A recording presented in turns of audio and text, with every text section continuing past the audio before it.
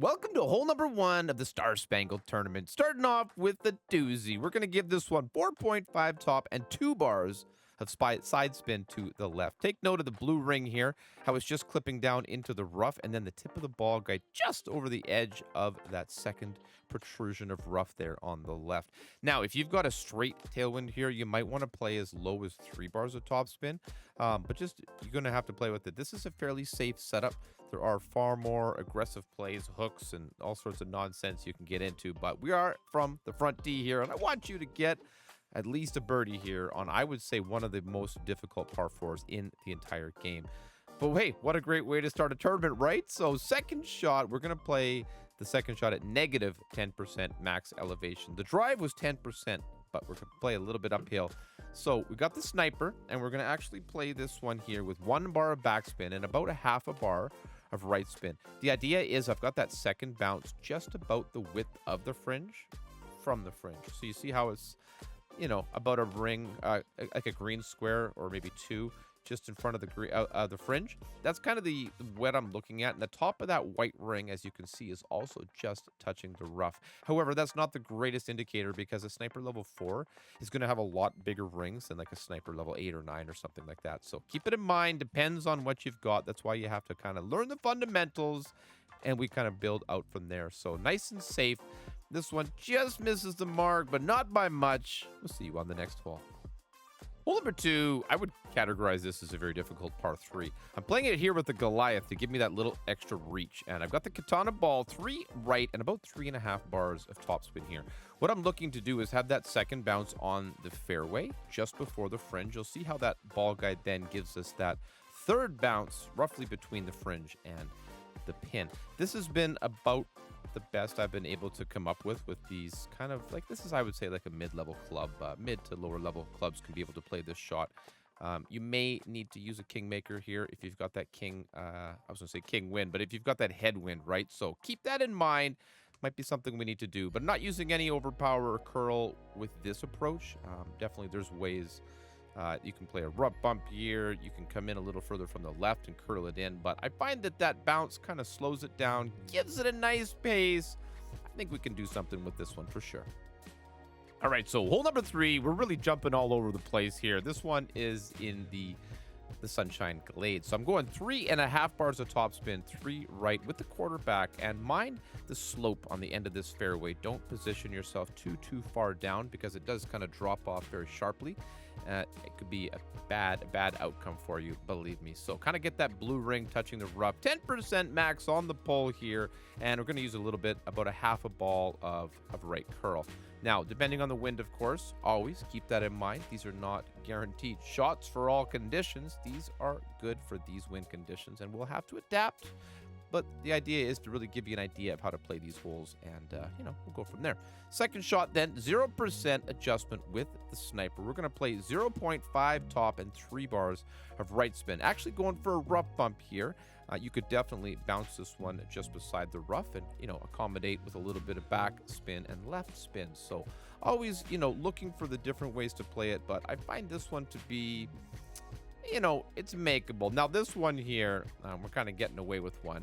You'll see the outcome in just a moment, but I think this is a good consistency that, that rough bump takes out that second bounce wind effect, which is, harder to accommodate for, especially here with the 4.0 wind from the front tee is certainly significant. That's for sure. So little bump. Don't mind that great shot. We're still just going to get it in the hole. Wish you the best of luck, just like that. All right, so hole number 4. How about another one of the Bad City Park holes here? 6 back, 2 bars of right spin. Take note of the position of the yellow ring here, just on the fringe.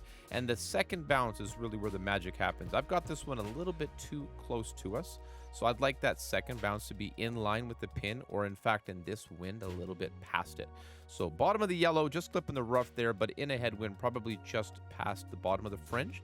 Second bounce then is on actually the right side of the 4th dark green row to the right of the pin, and I want that second bounce just above the level of the hole. So that's really the kind of setup here, and I remember this one from our good friend Mr. Toast of Golf Clash, Christian Theory. Hope he's doing well. I know many of you would feel the same, but boy, look at this, is going to be pretty when we drop it in the tournament. Hole number 5, par 4. How about the Milano, right? So I'm playing this with a pretty low level setup. 4.5 top, 1 right with a Marlin. I do recommend bringing at least a Quasar to have a bit of flexibility around the green. Because of the headwind here, I'm playing this one sort of down the middle of the fairway. But if you've got a nice tailwind, you can certainly bounce this one over that bunker that's sort of ahead of you and slightly to the right. And then again, use a little bit of right curl in both situations. 10% max on that pull. And you'll see here, we bring this one nice and close. If you are able to play it a little more to the right, you would find yourself in a short iron range, but this is just fine as well with a long iron. So 10% mid, that's pretty much going to be 1-to-1 here with that backbone. Now take a look at that spin set. We're going to play this one top and about 1 to 2 bars of left spin. There is a bit of a funnel here. That's why I'm saying to bring a Quasar. Give yourself a little bit more wiggle room. This shot is good. Of course, you're going to see it go in the bottom of the cup, but you do want to find that little funnel, and we want to try to work with that at all times. So this one is set up just a bit close to the edge of the rough, but you do what you got to do, and you know, if you got a wind of 2.2 and you hit perfect with a nice clean setup, there's no reason to be afraid. This one can do what it needs to do. A little bump, a little roll, get in the hole. That's what I'm talking about. We'll see you on the next one.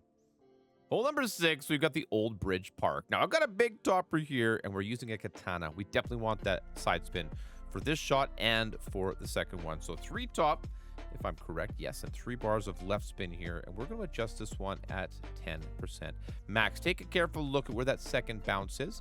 It's just above the kind of dirt and before the fairway. You're looking for a second bounce rough bump here to that small island in the water. There are other ways that you can go about this, but I do like to try to get it to the green in 2. It's going to ensure that we get the eagle. This is another one of these holes where a lot of front tee players are going to struggle to get the eagle. And don't be that person, okay? Do the best you can do. If you need to bring a power 3 ball here to get the reach with the lower level big dog, do so. Because you can see with the level 6 and that katana, we're just reaching. And into the headwind, we will need to use a little bit of overpower. So I'm using 3 bars of right spin here. And you see I've got a tiny little bit of top spin. I probably would have played this with no spin or just a click or 2, not too much of backspin. You'll see it just comes in a little bit past the hole. I mean, we're still putting, so a little bit overpower, all the curl. Just make sure you get this one. Do I get that in my note? Yes, I do. Max rate curl and, you know, OP as needed. So here's what I mean by, you know, a little half tick of backspin. Might have checked us up, though, so we want to be careful, but we are running past the hole a decent amount, but that's a putt we can all make. Hole 7, back on the Sunshine Glades. Bringing a little vintage footage here. Why the heck not, right? So those extra bars of spin equals 3 with the current standards, okay? So that is 3 bars of right spin there, 2.2 bars of backspin. Take note where that blue ring is just touching the rough there, or the bunker, excuse me, and that second bounce is ever so slightly before the fringe. And with that setup, then we're actually going to need to use a little bit of right curl. So we adjust first and foremost here, 10% medium distance. That's just about 1-to-1. And then you're going to see the curl here, about a half a ball or so, maybe a little bit less. It's going to depend on the wind here, but that's the setup. There are other ways to play this one, but you know, this is pretty darn safe. It takes the bunker out of play, and having enough backspin keeps the long roll past the hole out of play. Don't go too hot here. You're going to have a hard putt. All right, hole number 8 here. This par 4, we're starting off with an extra mile and a katana. Now, I'm using 3 bars of left spin and 3 bars of top spin.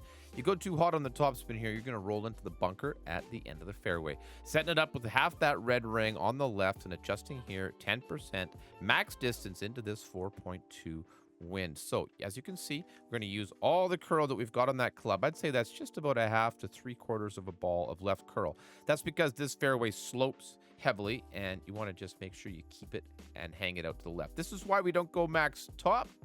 Keeps us in a good position here. So second shot, I'm playing this at 20% max, and I'm using 4 bars of backspin. You're going to see we're right at max here. Well, just a tiny bit before.